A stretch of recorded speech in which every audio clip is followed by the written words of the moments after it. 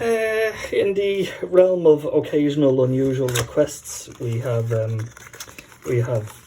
yellow call points. Now, typically we were stocking these as part of extinguish and release panels, which is why they come with a duty label saying extinguish and release. I don't really want to do it here, but they peel off very, very easily, because we were finding in some plants they were actually using yellow call points for different things. We've one site where breaking a yellow call point was a means of them contacting the on-site occupational first aiders.